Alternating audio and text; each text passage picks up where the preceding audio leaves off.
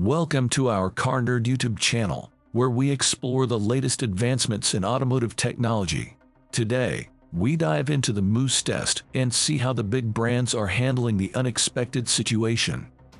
The dreaded moosetest, which is getting much more severe by safety requirements. The test designed to simulate an evasive maneuver by swerving around an imaginary moose has seen many failures as of recent. But why is that?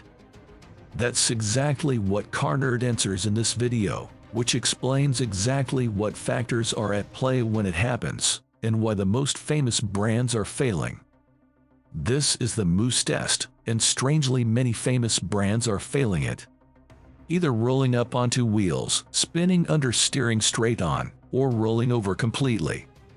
It's a test that was made famous by Technique and Vard's Swedish motoring magazine, and they have put hundreds of cars through the test to ensure that their handling is good enough to be safe on the road. Now you would have thought that the grip and handling of cars was getting better, not worse. So we have done some digging to find out exactly what's going on the moose. What is the moosetest? The moosetest is a term used to describe a type of maneuverability or evasive driving test that assesses a vehicle's ability to quickly change lanes or swerve to avoid an obstacle, similar to how a moose might suddenly appear on the road. The test originated in Sweden, where encounters with moose on the road are relatively common. Test measures a car's cornering ability and resistance to rolling over. You basically weave through a set of cones that replicate swerving to avoid something in the road like a moose giving the test its name, and obviously this is common in Sweden, where the test was invented. This may seem a little irrelevant for those of us who aren't in countries that have moose roaming around. However, it's similar to a pedestrian stepping out into the road or a car driving out from a blind junction. The moosetest has become an important evaluation for vehicle safety, especially for SUVs and larger vehicles that have a higher center of gravity. Passing the moosetest demonstrates a vehicle's ability to effectively handle sudden lane changes and avoid potential accidents, providing drivers with confidence in their vehicle's stability and safety. You'd think that as cars' technology advanced over the years, so would their ability to maneuver the moosetest. However, it's not so cut and dry. For some background on the test, ideally, it's performed on a dry surface with the car fully loaded with people and luggage to simulate a worst-case scenario. Most of the tests are done at speeds up to 60 to 80 km/h, and while that may not sound like a lot, with the way the test is set up, the vehicle's occupants can experience a significant amount of G-force. Ford Mustang Mach-E. The 2021 Ford Mustang Mach-E has won over many with its impressive performance thus far, including law enforcement, after the crossover recently became the very first electric vehicle to pass Michigan State Police testing. The Ford Mustang Mach-E powertrain was also just named a 2021 Ward's 10 Best Engines winner, another big feather in its proverbial cap. However, the Mach-E apparently isn't quite as adept at a maneuver referred to as the moosetest. The Mach-E fared the worst of that bunch, as it proved to be quite difficult to maneuver at speeds of 68 km/h before ultimately failing the test at 72 km/h. Technique is bad under moosetest with Ford Mustang Mach-E. Unfortunately, the Ford underperforms, and the electronic stability control system is to blame. It should work much more in a much more aggressive way to limit the rear end, or so to say make the stability of the rear end much better. Unfortunately, that's the problem, because the rear end of the car is very unstable within 68 km/h, that's maximum, but with 75 km/h the car shows completely different behavior. That's really bad. The Mach-E found itself clipping the outside of the second gate at 68 km/h.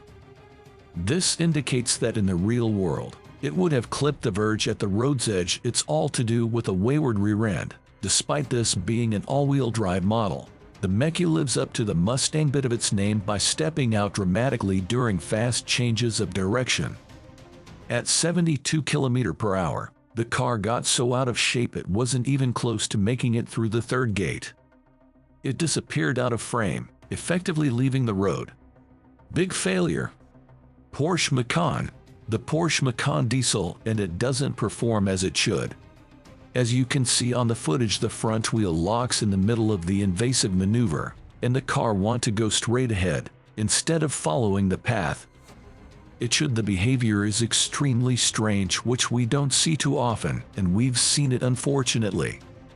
Big failure. Mercedes-Benz S-Class 400. First attempt, driver does not know the reaction of the car.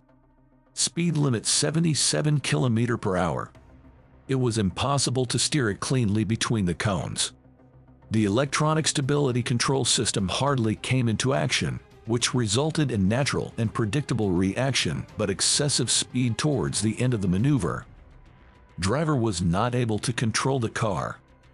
Grand Cherokee. Despite the fact that the Grand Cherokee is fitted with electronic stability program and an electronic rollover protection feature, and the systems were on when the test was carried out, the car was very close to rolling over and needed sustained efforts to be put back on track.